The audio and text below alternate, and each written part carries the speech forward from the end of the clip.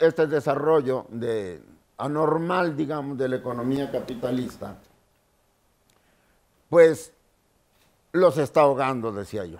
Se están ahogando en su éxito, le están ahogando en su propia abundancia. Y entonces ellos están recurriendo a algunas medidas de shock.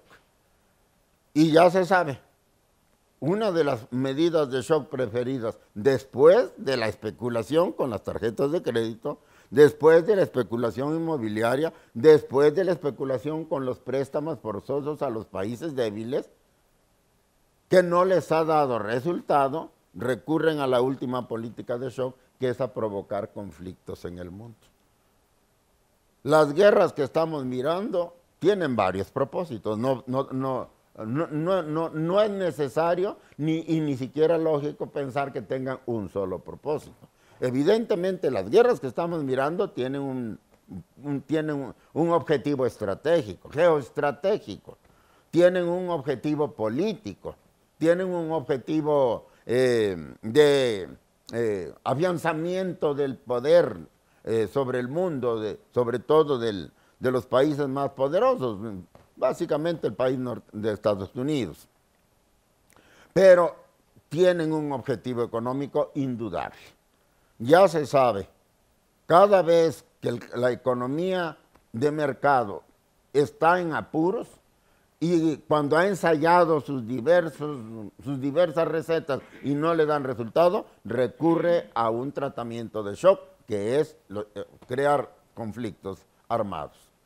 Muchas veces también lo dicen algunos economistas norteamericanos, yo lo he leído en algunos de ellos, ni siquiera se necesita materializar la guerra, ni siquiera se necesita hacerla estallar, basta con crear una situación de tensión, de conflicto, para que se disparen todos los mecanismos preparatorios de la guerra.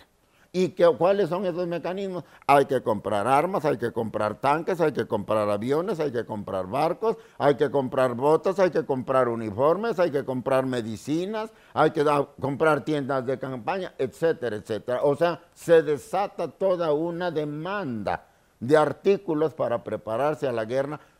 Basta con que haya una amenaza creíble de guerra para que esto ocurra. Y esta demanda va directamente a las empresas del país que está generando la tensión y reactiva la economía, ¿verdad? Se reactiva la economía, se reactivan las empresas que producen armamento, las que producen cañones, los astilleros, los que producen ropa, los que producen medicina. Se reactiva todo esto y entonces el capitalismo sale del atolladero. ¿Qué es lo que estamos mirando ahora? Precisamente que las guerras en el Medio Oriente, las guerras en el norte de África, tienen precisamente este objetivo. Entre otros, tienen este objetivo, indudablemente. Se trata de encontrar mercados, mecanismos para desfogar el capital y para reactivar a las empresas más poderosas de los países de punta y de esa manera volver a reactivar la economía. Hay aquí un elemento muy importante que tiene que ver con esto. La actividad, el carácter particularmente destructivo que están teniendo las guerras en el aspecto material. Se entra a destrozar todo. Lo vimos en Túnez, lo vimos en Libia, lo vimos en Palestina, lo hemos visto en Palestina, lo hemos visto en Afganistán, lo hemos visto en Irak. Destrozan los países. Hablaba usted de todos los países de la Mesopotamia, la cuna de la civilización humana, como todo el mundo lo sabe. Está hecha trizas. Pero este destrozo, dejar los países en ruinas, es algo completamente calculado.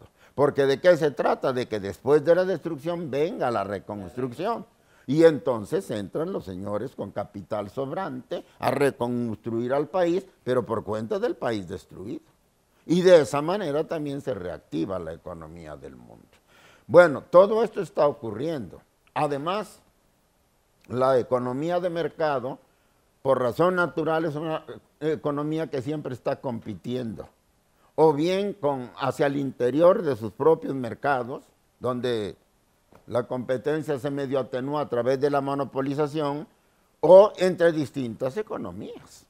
Quiérase que no, y aunque se mantiene muy secreto, no se le da mucho vuelo, pero la verdad es que en la actualidad una de las competencias, digamos, que se están celebrando bajo la mesa es entre la Unión Europea y Estados Unidos.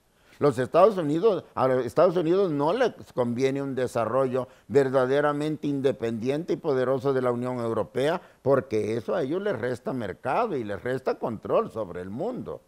Entonces siempre están compitiendo, decía yo, las economías. Y con mayor razón compiten con China y con Rusia y con los países que no se alinean propiamente a los dictados de la economía de mercado. Ese es precisamente el brinco que necesitamos dar en este momento de análisis, maestro, o que podemos dar. Usted mencionaba ahorita a Shakespeare con El Mercader de Venecia, y veo que tiene ahí su pequeño busto muy merecido para el hombre de Stratford upon Avon, pero yo mencionaba a Nabucco y ahora paso a Turandot, que decía Nessun dorma, que nadie se duerma. Turandot es China. ¿Por qué China sufrió también ese resquebrajamiento económico que también nos ha abonado el esquema generalizado de crisis? ¿Sí? China, que tenía otro tipo de sistema, cuando menos mixto, no solamente libre mercadista, sino también de economía central y de Estado, ¿por qué también cayó en crisis simultáneamente?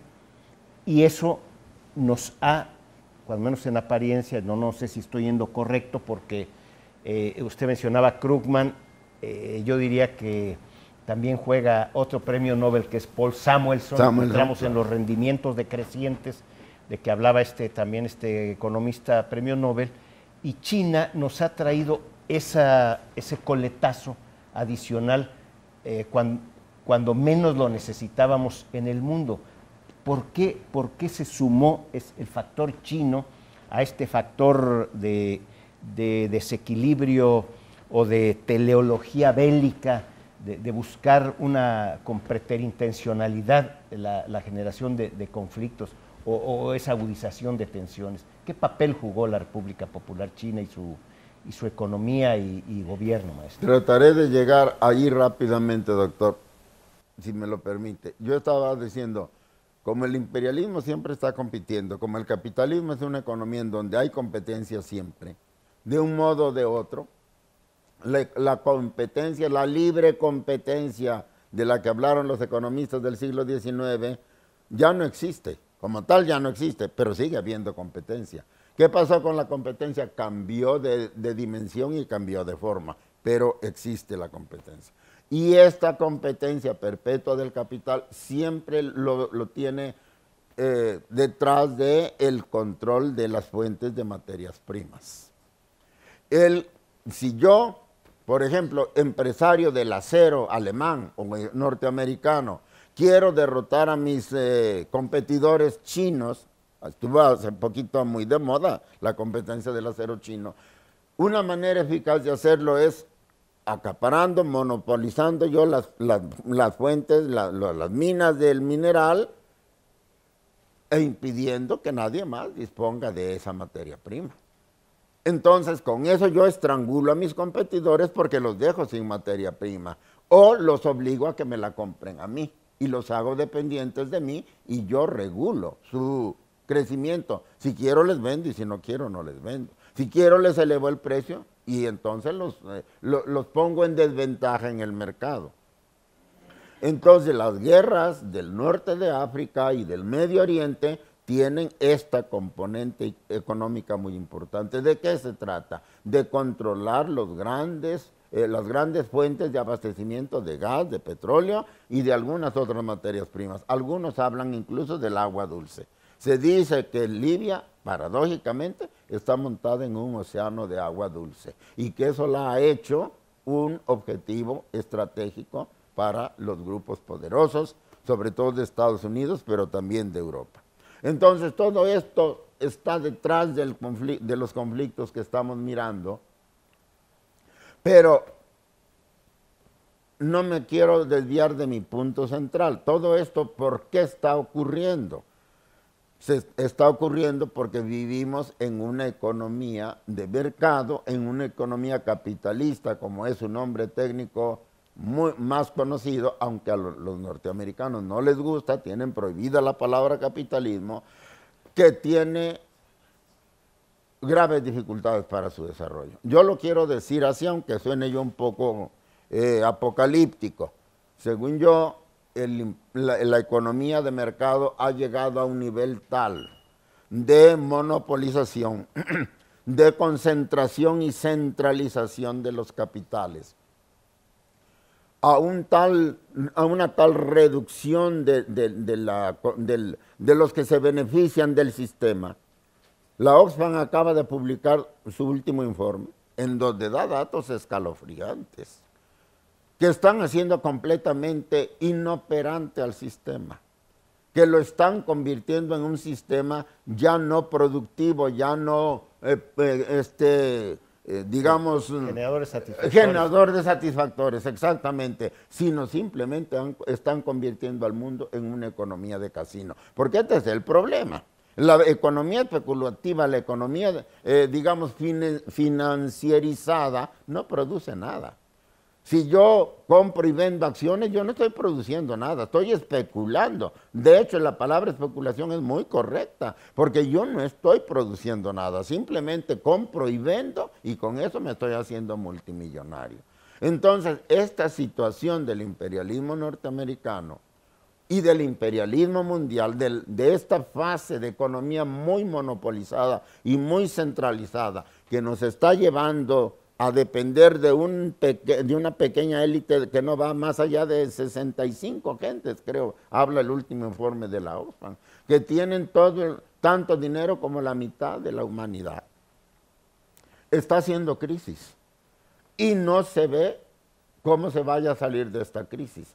Yo creo que por eso todas las medidas que han ensayado, incluso los préstamos abusivos, incluso las imposiciones de deuda a los países e incluso las guerras que en otro tiempo sí les dieron resultado, ahora no les están dando porque el verdadero problema lo llevan dentro, lo tienen dentro las economías de punta, los países más avanzados. Y ese problema es el altísimo incremento de los capitales ociosos en manos de los bancos.